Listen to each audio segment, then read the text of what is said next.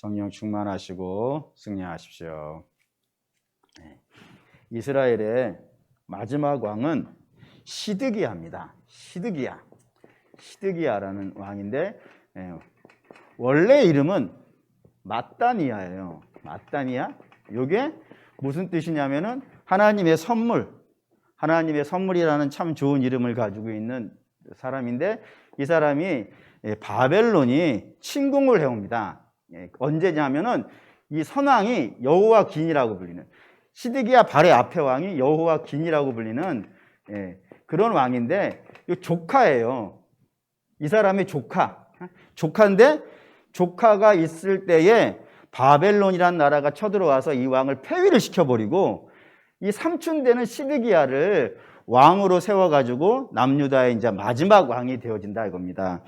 바벨론이 이렇게 하는데, 바벨론이 왜 이렇게 하냐면은 기대하는 바가 있는 거예요. 뭐냐면 이 사람은 절대로 왕이 될 수 없어요. 이미 왕권이 자기 조카에게 넘어가 있는 사람이기 때문에, 그것도 이제 100일밖에 안 됐거든요. 그런 왕이 될 수 없는 사람을 우리가 왕으로 세워줬으니까 이제 어떻게 하라고요? 이제 우리를 잘 섬겨라. 자꾸 너희가 우리를 거부하고 우리 말을 듣지 않고 자꾸 애굽에 가서 도와달라 그러는데, 그러지 말고 우리만 잘 섬기는 나라가 되라라고 하는 의도에서 이 시드기야를, 왕이 될 수 없는 사람을 왕으로 세워준 겁니다. 그러면 이 이후로 시드기야는 바벨론이라는 나라에다가 조공도 잘 바치고 가서 뭐 시시때때로 문안도 좀 하고 이렇게 말을 잘 들어야 될 텐데, 이 시드기야가 안 그러는 거예요. 두 가지 이유 때문이라고 역사책에 기록되어 있더라고요. 첫째는 뭐냐면은 이 유다의 주변에 있는 모든 나라들이, 야, 우리 이번에 바벨론하고 맞짱 떠보자. 지금 아무리 세도 우리가 다 힘을 합치면은 우리가 이길 수 있지 않겠느냐라고 자꾸 바람을 넣은 거예요. 그러자 그 바람을 듣고 팔랑귀였나 봐. 자기에 대한 객관적인 실력을 잘 판단하지 못하고 남들이 다 그러자 그러니까 그거 괜찮겠네? 라고 하는 마음이 첫 번째 마음이었고, 두 번째 마음은 남유다의 제사장이라든가 예언자들 있잖아요. 그런 사람들이 왕이요, 우리가 바벨론 꼬붕할 필요가 뭐가 있겠습니까? 우리가 그냥 이참에 열방의 나라들도 막 도와준다 그러는 참이니까 이참에 하나님이 우리를 도와주시지 않겠습니까? 그러니 성전도 있고 우리 다 그러니까 우리 하나님을 믿고 한번 바벨론하고 한번 맞짱을 떠봅시다 라고 이렇게 이야기를 했다 이겁니다. 그러니까 이 이야기를 이 시드기야 왕이 듣고 그 일리가 있는 거예요. 주변도 다 도와준다 그러고 우리는 성전도 있고 하나님도 계시니까 우리 충분히 이길 수 있을 것이라고 하는 자신감이 생겨서 바벨론에게 저항을 시작을 한 겁니다. 그러자 바벨론 왕이 느부갓네살인데, 다니엘서에 나오는 그 느부갓네살인데, 이 왕이 열받아가지고 588년에 예수님 오시기 전 588년에 바벨론의 대군을 거느리고 예루살렘으로 들이닥친 겁니다. 들이닥쳐가지고 예루살렘 성을 이렇게 포위를 하기 시작했어요. 포위를 해가지고 점점점 쪼여오고 있는 그런 상태에 있을 때에 하나님이 예레미야를 통해서 말씀을 증거한 겁니다. 한번 보시죠. 첫 번째 17절 읽을게요. 애워싸인 가운데 앉은 자여 내 짐꾸러미를 이 땅에서 꾸리라. 여기 애워싸여 있는 자들, 애워싸인 자들이 누구겠어요? 바벨론에 의해서 포로가 되어져 있는, 바벨론에서 포위가 되어져 가지고 점점점 포위망이 좁혀져 오고 있는 그 예루살렘 백성들입니다. 그들에게 뭐 하라고요? 너네들 짐 꾸리고 있어야 된다 이거예요. 좀 바벨론을 향하여서 결사항전, 이참에 우리가 목숨 걸고 한번 싸워보자 라고 하는 결사항전을 할 때가 아니라 너희들은 지금 이사갈 준비를 해야 돼. 어디로요? 바벨론으로 포로로 끌려가서 거기서 살아가야 될 생각을 해야 돼 라고 이렇게 말씀하신다 이겁니다. 왜 그럴까요? 18절 읽을게요. 여호와께서 이와 같이 말씀하시되 보라 내가 이 땅에 사는 자들을 이번에는 내던질 것이라 그들을 괴롭게 하여 깨닫게 하리라 하셨느니라. 저들이 왜 바벨론이 포위가 막 좁혀오고 있는 그때에 결사항전을 할 것이 아니라 포로로 끌려갈 준비를 하라고 이렇게 말씀을 하시냐면, 이번에는 내가 너희를 도와줄 생각이 없다 이거예요. 내가 너희를 이번에는 도와주는 거는 고사하고 너희를 이번엔 던져버릴 거라 이겁니다. 그러니 거기 맞짱 뜨고 싸우려고 하지 말고 너희는 포로로 끌려갈 준비를 해라 라고 이렇게 주께서 말씀하신 거예요. 이 말씀을 갖고 우리가 좀 첫 번째로 좀 생각해 보셔야 되는 것은 하나님은 당신의 백성이 죄악으로 끌려가고 있는 것을 그대로 두고 보시는 분이 아니라는 겁니다. 두 가지 이유 때문에 그래요. 하나님이 당신의 백성이 죄에 끌려가는 걸 용납하지 않는 이유는 두 가지 이유 때문이라고 되어 있어요. 첫째는 하나님은 정의의 하나님이에요. 정의는 옳고 그른 것을 분별을 하는 거지 않습니까? 그래서 옳은 것은 옳다라고 얘기하는 것이고 그른 것은 그른 거라고 얘기하는 거예요. 근데 이게 요즘 이제 유명한 말이 됐어요. 선택적 정의라는 말이 있더라고요. 요즘 보니까. 선택적 정의. 다시 말하면 내가 좋아하는 사람이 나쁜 짓을 하는 것은 봐주는 거예요. 반면에 내가 싫어하는 사람이 나쁜 짓을 하면 그게 작은 것이라 하더라도 어떻게 하는 거예요? 죽으라고 물고 떨어지는 거예요. 그런 걸 뭐 내로남불이라고도 하던데. 그렇잖아요. 그러니까 그게 선택적으로 어떤 사람에게는 정의가 되어지고 어떤 사람은 봐주고 하나님은 이런 분이 아니라 이거예요. 하나님 어떤 분인 거예요? 정의를 행하시는데 그걸 공평하게 행하시는 분이에요. 그래야 만물이 따르지 않겠습니까? 예? 여러분 우리 예를 들어 대통령이 공평하지 않다라고 생각을 해보세요. 그 어떻게 거기서 살 수 있겠어요? 독재자가 공평하지 않은 것이지. 정당한 통치자라면은 모든 사람에게 공평해야 되는 선택적으로 정의를 행하는 것이 아니라 모든 사람에게 동등하고 공평해야 그 땅에서 좀 살아가는데 불편함이 없지 않겠어요. 하물며 이 땅의 통치자도 선택적으로 정의를 행하면 안 되고 공평해야 할진데 만주의 주 되시고 만군의 주 되신 하나님이 선택적으로 정의를 행하신다면요.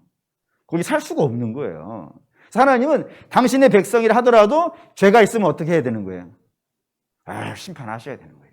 그게 정당한 거라 이겁니다. 두 번째, 하나님이 심판을 하셔야 되는 이유는 하나님은 정의의 하나님이시기도 하지만 또 사랑의 하나님이기도 하세요. 사랑의 심판을 하는 거예요. 그러니까 여러분도 뭐 자녀 다 키워보시겠지만 자녀를 혼내는 이유가 뭐겠어요? 옆집 아저씨는 안 혼내. 왜 안 혼내? 나쁜 짓을 하는데. 그것 때문에 안 하는 거예요. 괜히 거기 끼어들었다가 무슨 분별을 당할지 아냔 말이에요. 근데 내 자녀, 내가 얼마나 사랑해요. 그 자녀가 못된 길로 가면은 그걸 참으면 안 되지. 그렇지 않습니까? 그걸 못된 길로 내 사랑하는 자녀가 가면은 기본적으로 내가 너무 아파요. 내 마음이 너무너무 아프고 힘들어. 그리고 그 자녀도 인생을 망쳐. 그 때문에 사랑하면 뭐 해야 되는 거예요? 물론 잘할 때도 그러면 안 되지.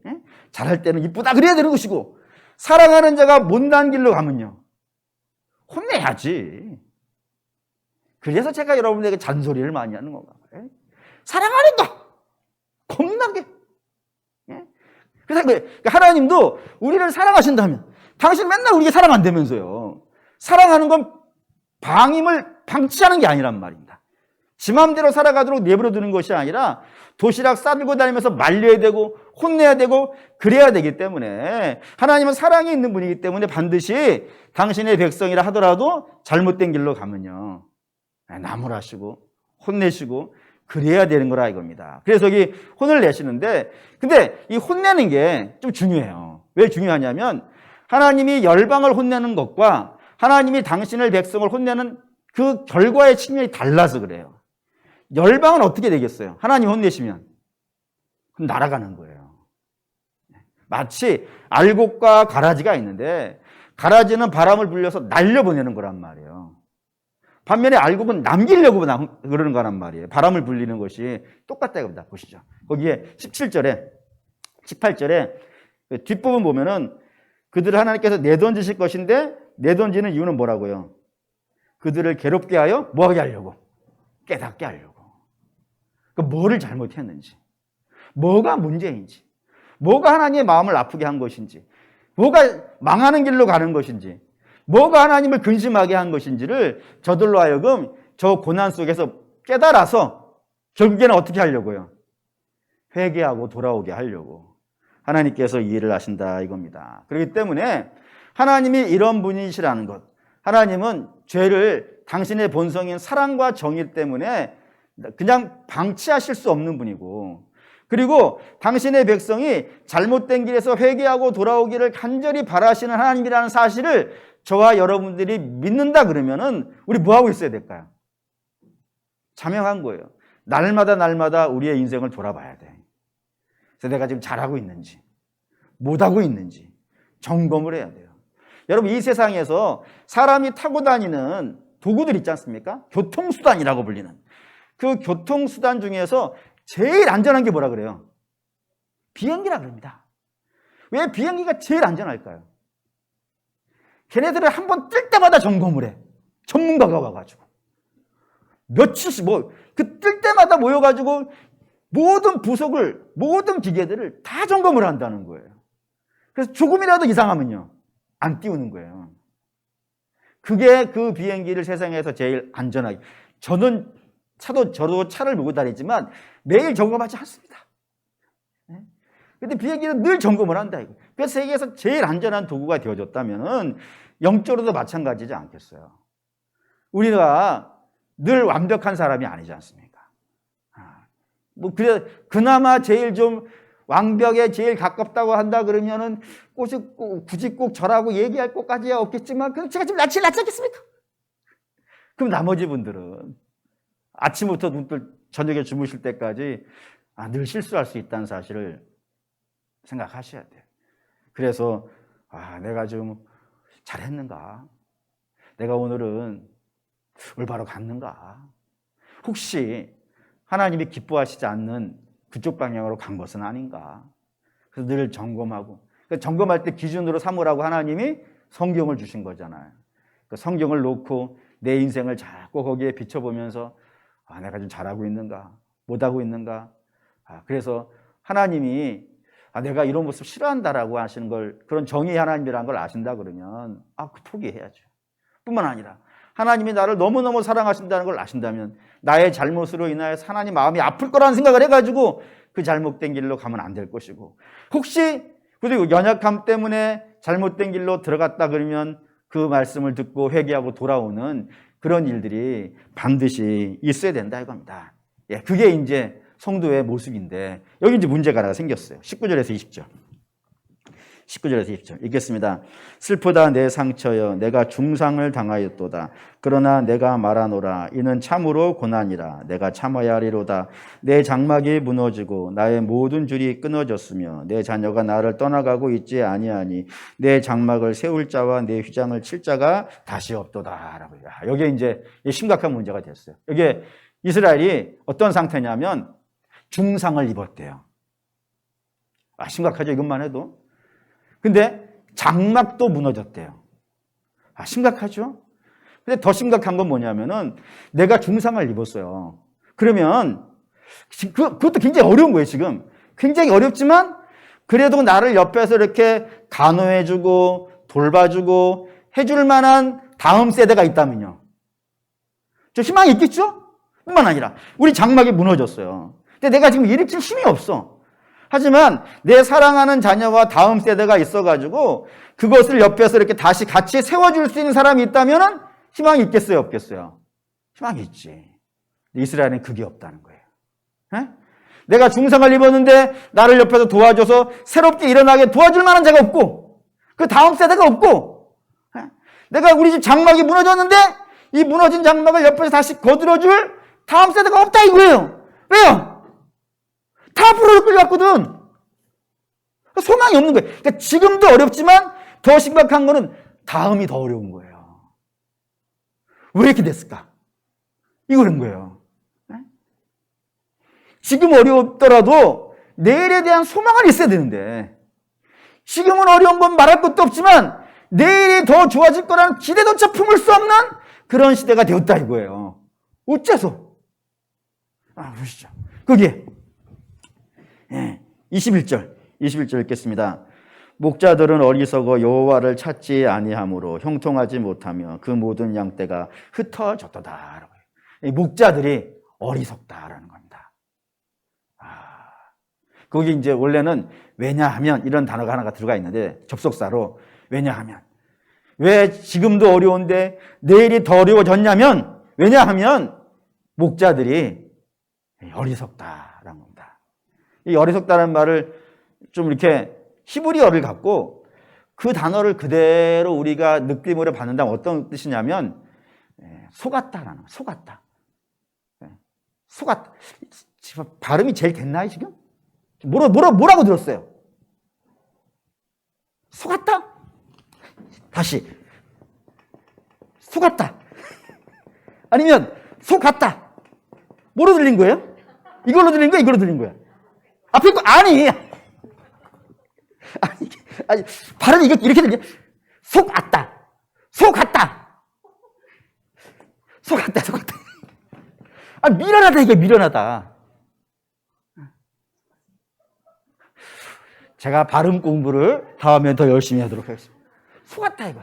너 속았다. 왜요? 우리가 누군가한테 당신 속았다 라고 뭐라 그래요? 무슨 뜻이에요? 미련하다, 이거예요. 너 속같이 미련하냐? 곰 같다고 해야 되나? 그거 그런 뜻이에요. 왜 이렇게 둔해? 왜 이렇게 감이 없어? 왜 이렇게 미련해? 이런 뜻이란 말이에요. 당시의 지도자들이 당시에 목자라 그러면 뭐 당연히 하나님 말씀 다루는 사람 아니겠어요. 하나님 말씀을 다루는 사람. 그러니까 누구보다도 하나님을 잘 알아야겠죠. 누구보다도 하나님의 뜻에 대해서 민감해야겠죠. 그런 사람들이 하나님의 뜻에 대해서 속같이 미련하다 이거예요. 왜 그렇게 됐을까?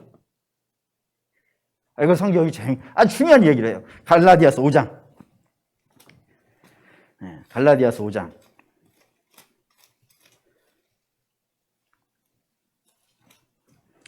갈라디아서 5장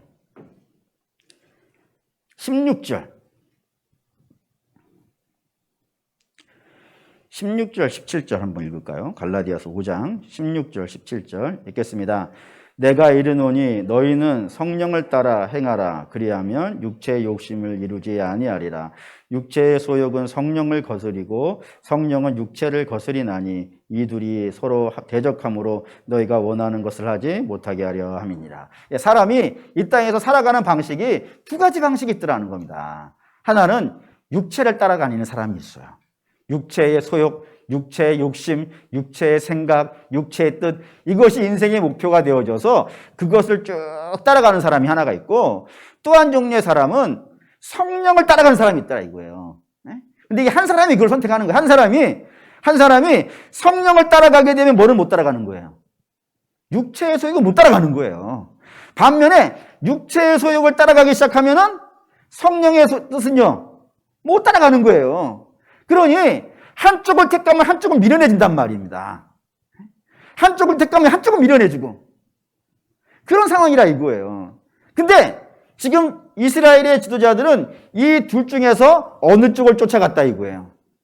육체를 쫓아다녔기 때문에 뭐에 대해서 미련하다고?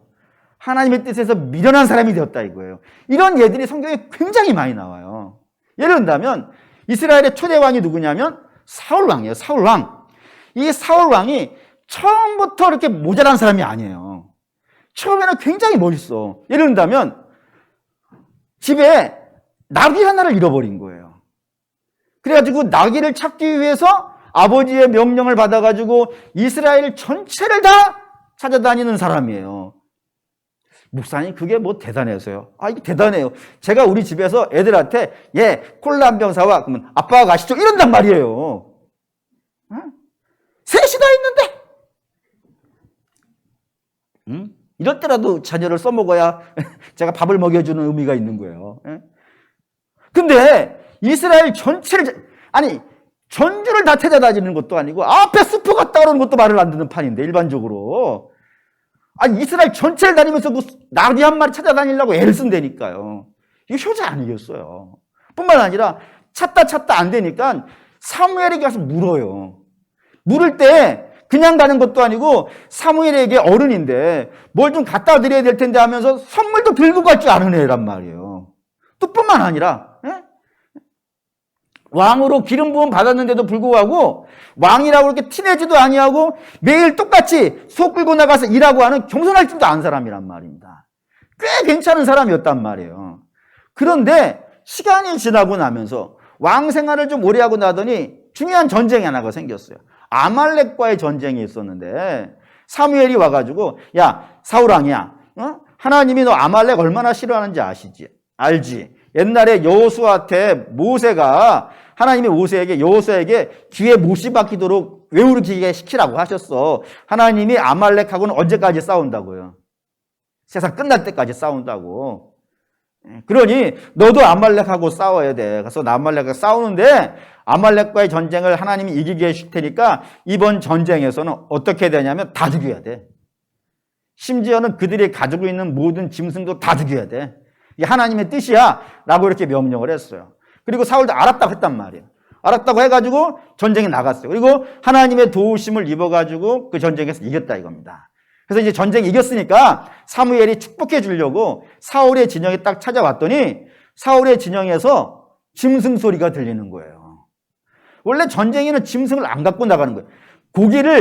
고기로 만들어가지고 고기를 말려서 전쟁 식량으로 갖고 나가지 산 짐승을 갖고 가진 않는단 말이에요. 그거 끌고 다니려 얼마나 귀찮겠어요.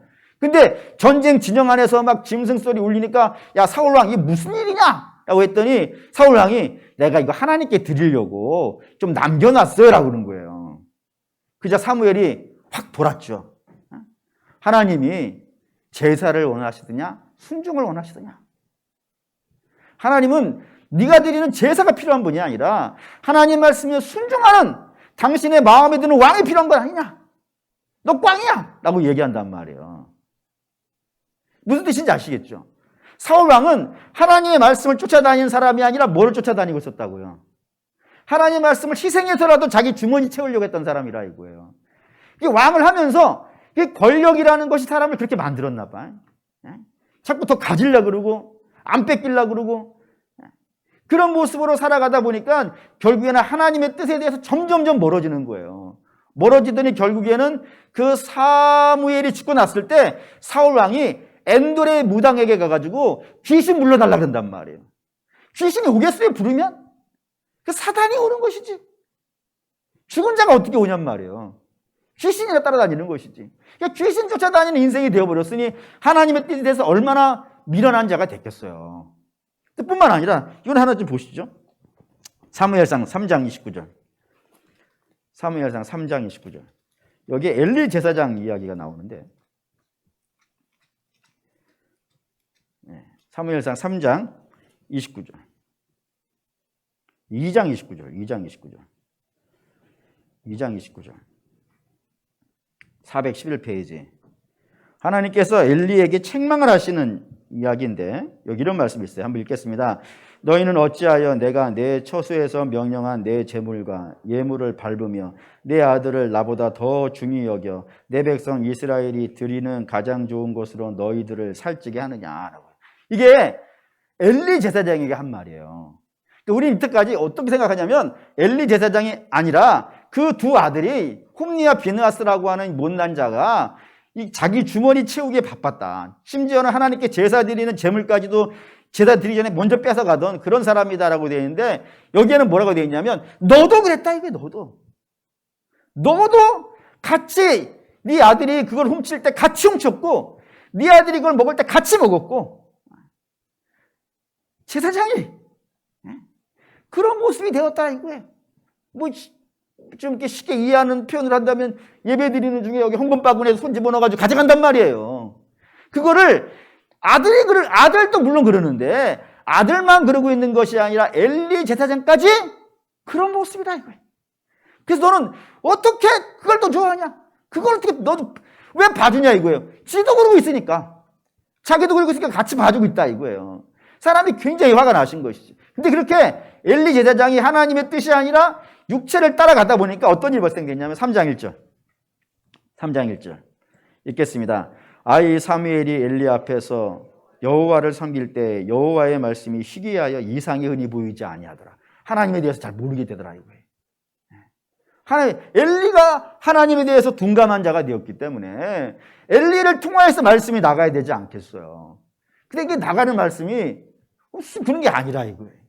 그 세상이 전체가 다 하나님 말씀에 대해서 무지한 상태가 되어져 버린 그런 나라가 이 사무엘이 등극할 때의 모습이었다라고 되어 있단 말입니다. 한 사람만 더 든다 그러면 이삭도 그래요. 이삭. 이거 읽죠? 창세기 27장. 언제나 읽으면서 아니 이렇게 생각이 되어지는 27장 23절.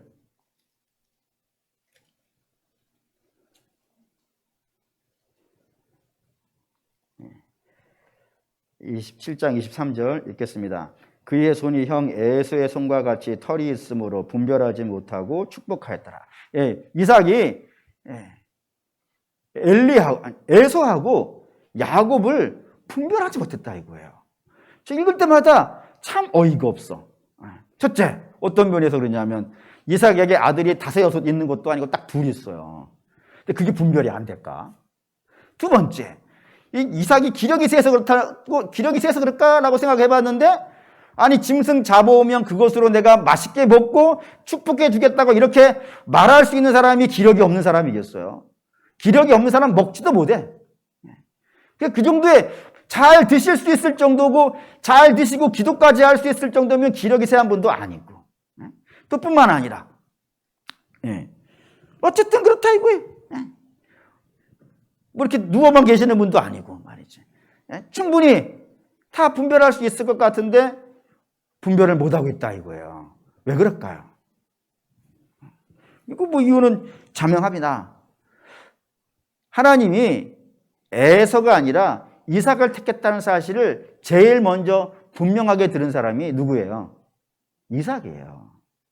어떤 경우를 통해서 알게 되어졌냐면 리브가가 임신을 하지 못하다가 임신을 어렵게 했어요. 그래가지고 있는데 리브가가 너무너무 아파하는 거예요. 그래서 하나님께 나가서 기도하죠. 하나님, 제 아내가 너무너무 아파하는데 이게 어쩐 일입니까? 근데 주께서 말씀하세요. 야, 이삭아, 너의 아내의 리브가의 뱃속에 쌍둥이가 있다. 근데 큰 자가 작은 자를 섬기게 될 것이다. 라고 주께서 야곱을 택하셨다는 것을 이삭에게 얘기했어요. 그러면 이삭은 하나님 말씀대로 야곱을 그 집에 장자로 기름 부으면 되는 거예요. 근데 이삭이 커가면서 가만히 보니까 이 둘이 커가는 걸 가만히 보니까 이 야곱은 실력은 없는데 욕심은 엄청 많은 거예요. 저런 사람에게 우리 집에 가문을 맡겼다가는 쫄딱 망하겠구나. 반면에 저 에서는 참 기력이 세고 능력이 출중하고 사냥도 잘해오고 얼굴도 뭐 꼭꼭 누구라고 얘기하긴 좀 그렇긴 하지만 어쨌든 그렇게 생겼고 다 좋다 이거예요. 그만할게요. 어쨌든 그렇다 이거예요. 그래서 내가 보니까 우리 집을 지키는 데는 에서가 나은 것 같아. 그래서 하나님의 뜻을 거부하고 육체가 좋은 사람을 쫓아갔다 이거예요. 그게 어제 오늘 마음이 아닌 거예요. 쭉 살아오면서 원래 야곱은 이삭가 이런 사람이 아니잖아요. 하나님 말씀을 따라서 길을 갈 수도 있는 사람이었고 하나님 말씀을 따라서 놓고 떠날 수도 있는 사람이었단 말이에요. 그런 사람이었는데도 불구하고 자꾸 하나님이 많이 주셨는데 그걸 갖고 자기 거 하다 보니까 점점 그 위에 쫓아가는 인생이 되어졌고 결국에는 하나님의 뜻까지도 외면하면서 재산 지키는데 온 힘을 썼던 그런 사람으로 변화되어졌다는 것이 여기에 이 말씀이더라 이겁니다. 그러니 영적으로 둔해지겠죠. 그래서 이런 엉뚱한 일들을 진행을 하더라 이겁니다. 그와 마찬가지로 예레미야 시대도 그렇다 이거예요. 예레미야 시대에도 제사장들이 하나님의 뜻을 쫓아가야 되는 것이 마땅한데 하나님의 뜻은 자꾸 내려놓고 그 주머니 채우려고 하는데 자기가 얼마나 높이 올라가느냐 여기에 마음을 더 많이 갖고 있다 보니까 점점 하나님에 대해서 둔해지기 시작했고 둔해지다 보니까 하나님 말씀을 제대로 전달하지 못하다 보니까 믿음은 어떻게 됐겠어요? 항상 중요하죠? 믿음은 어디서 나는 거예요? 들음에서 나는 거예요. 자꾸 듣는 게 별로 시원치 않으니까 결국에는 점점 믿음도 멀어졌고 그 믿음이 멀어졌으니까 하나님 백성에게 하나님 믿는 믿음이 멀어졌으면 내일에 대한 소망이 없지요, 당연히. 이런 상태가 되어져 버렸다 이겁니다. 고로 사랑하는 믿음의 성도 여러분, 우리는 이 땅에서 열심히 살아야 됩니다. 최선을 다해야 되고 부지런히 일을 해야 되고 창조적인 아이디어를 내고 또는 할 수 있는 하나님이 땀 흘리고 수고하라고 말씀하셨기 때문에 우리는 우리의 삶을 열심히 사는 것이 마땅합니다. 하지만 그 열심히 사는 것이 욕심은 안 됐으면 좋겠어요. 부지런히 살되 하나님 주신 것에 만족하고 기뻐하고 그렇게 해야지 하나님이 안 주시는 것까지 더 갖겠다고 해가지고 더 하다 보면은 결국에는 우리 영혼이 하나님 앞에서 소같이 되어버리는 이런 일이 발생이 되어진다 이겁니다. 그렇기 때문에 주님의 제자들의 모습을 배울 필요가 있어요. 주님의 제자들이 대부분 어부였었는데 주께서 너 나 따라오너라 했더니 어떻게 했다고요? 그물을 버리고 주를 쫓아갔다라고 되어 있다 이겁니다. 그러니까 우리는 자꾸 어떻게 해야 되겠어요? 자꾸 이렇게 버리는 연습들을 하셔야 돼요. 조금씩 더 내려놓고 그런 것들이 한꺼번에 다 되면야 오지기가 좋겠습니까만은 쉽지는 않으니까 매년 조금씩 내려놓는 것들을 우리가 해낼 수 있어야 될 것이고, 그리고 점점점 주 앞에는 가까이 가는 것, 이것이 신앙인의 모습이라는 것을 우리가 기억해 볼 필요가 있습니다. 22절 예레미야 11장 22절 읽겠습니다. 들을지어다 북방에서부터 크게 떠드는 소리가 들리니 유다 성읍들이 황폐하게 하여 승냥이의 거처가 되게 하려 하노라. 바벨론이 이제 막 쳐들어오는 소리예요. 23절 읽습니다. 여호와여 내가 알거니와 사람의 길이 자신에게 있지 아니하니 걸음을 지도함이 걷는 자에게 있지 아니함이니라. 여기 이제 이건 여러분 잘 아시는 말씀이에요. 이건 뭐 잠언에 이렇게 돼 있어요. 이거는 잠언에 이렇게 사람이 계획을 세우지만 그 계획을 이루시는 이는 하나님이시라. 뭐 이런 식으로 되어 있는 표현이 이 예레미야 이 표현입니다. 뭐냐면은 지금 막 적군들이 쳐들어오니까 왕궁에서 왕과 신하들이 함께 모여가지고 우리 이렇게 합시다라고 방법을 찾고 있는 거예요. 근데 예레미야가 그 방법을 찾고 있는 걸 보면서 뭐라 그러냐면 너희는 지금 이 방법을 찾을 때가 아니야. 왜요? 너희가 이런 방법을 써도 망해.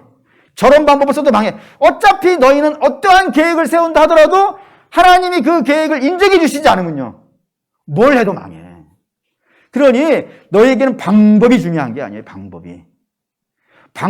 어떠한 방법을 택할 것이냐가 너희에게 중요한 것이 아니라 너희는 이 시대에 딱 두 가지 기도를 해야 된다 이거예요. 두 가지 기도. 첫 번째 기도 24절 읽겠습니다. 여호와여 나를 징계하옵시되 너그러이 하시고 진노로 하지 마옵소서. 주께서 내가 없어지게 하실까 두려워하나이다 라고요. 첫 번째 기도는 뭐냐면 하나님 저 잘못했습니다. 용서해 주십시오. 하나님 제가 벌을 받겠습니다.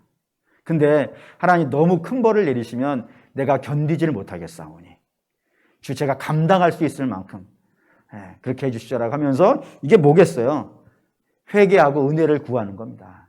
이거 해야 돼. 지금 방법을 찾지 마. 방법을 네가 이런 방법을 쓴다 하더라도 하나님이 그거 막아버리시면 못 가는 것이고, 이쪽 방법을 쓴다고 해가지고 하나님이 그 방법 허락해 주시지 않으면 망하는 거예요. 어차피 살고 죽는 건 누구에게 걸린 거예요? 방법에 걸려 있는 것이 아니라 하나님께 걸려 있는 거예요. 그러니 하나님 앞에 회개하고 돌아와. 은혜를 구해. 이게 너희가 지금 해야 될 첫 번째 기도이고, 두 번째 기도 25절 읽겠습니다. 주를 알지 못하는 이방 사람들과 주의 이름으로 기도하지 아니하는 족속들에게 주의 분노를 부으소서. 그들은 야곱을 씹어 삼켜 볼빠고 그의 거처를 황폐하게 하였나이다 하니라. 이거 이제 두 번째 이런 내용입니다. 여러분 한번 생각해 보세요. 예수 믿는 사람이 있고 예수 안 믿는 사람이 있어요. 두 사람이 죄를 지었어요. 누가 더 죄가 크겠어요? 제가 목사니까 많은 사람들 만나보지 않습니까?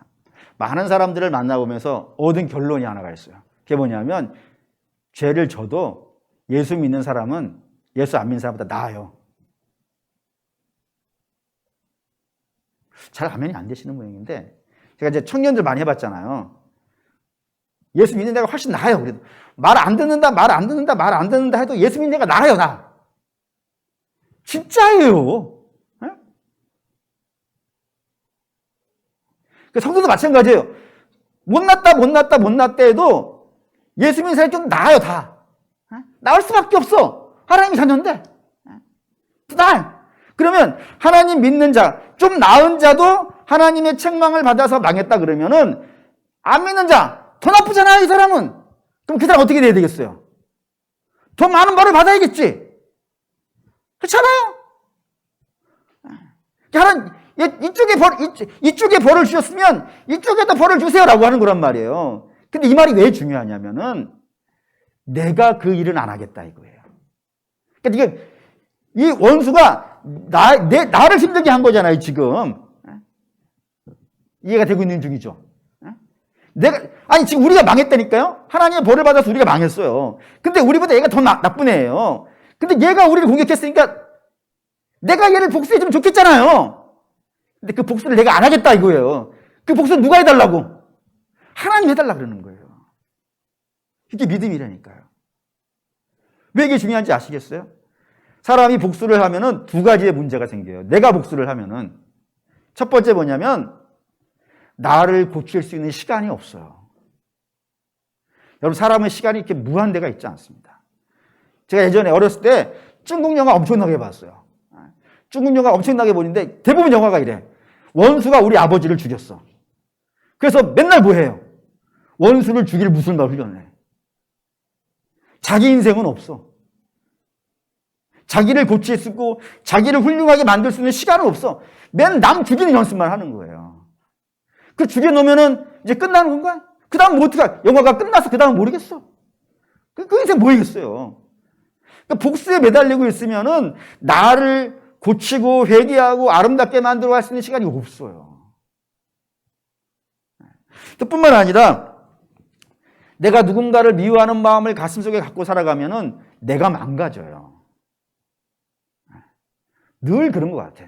누군가를 미워하는 분들을 많이 만나는데 그런 경우들을 본다 그러면은 마음이 본인도 되게 힘들어. 여러분, 우리가 이 땅에서 사랑만 하고 살아도 부족해요. 근데 가슴 안에다가 칼을 하나 품고 산다고 생각을 해보세요. 저도 해봤더니 그런 것 같아요. 누군가를 미워하면은 그래서 칼을 갖고 있잖아요. 칼을 갖고 있으면 그 칼로 남을 찌를 거예요, 지금. 찌르려고 하면은 제일 먼저 내 몸을 뚫고 나와야 돼. 나를 먼저 찔러야 돼. 그래야 남을 찌를 수 있어요. 그렇기 때문에 예레미야는 자기를 고통스럽게 하고 우리 민족을 힘들게 한 자를 하나님이 벌해주시라고. 우리는 안 하겠다고. 하나님께서 다루어 주시라고 하고 하나님께 맡겨버리는 거예요. 이 기도를 하라 이거예요.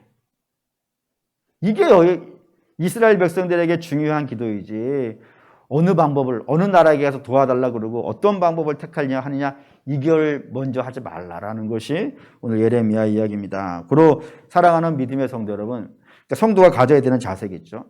하나님이 책망하시면 즉각 회개하는 것이고 자기의 삶 늘 돌아보면서 죄를 찾아서 하나님께 회개하는 것이고, 그리고 성도는 육체 중심으로 살아가는 것이 아니라 육체는 자꾸 조금씩 내려놓고 영을 중심으로 하나님 중심으로 살아가는 것을 하셔야 될 것이고, 그리고 복수는 하나님께 맡기시고.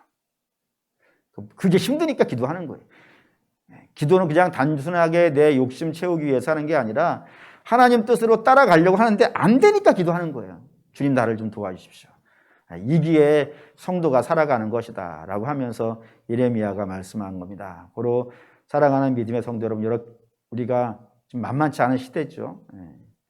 이스라엘이 힘들까 우리가 힘들까? 힘든 거라는 건 늘 말씀드리지만 객관적 기준은 없어요. 그냥 내가 힘들면 힘든 겁니다.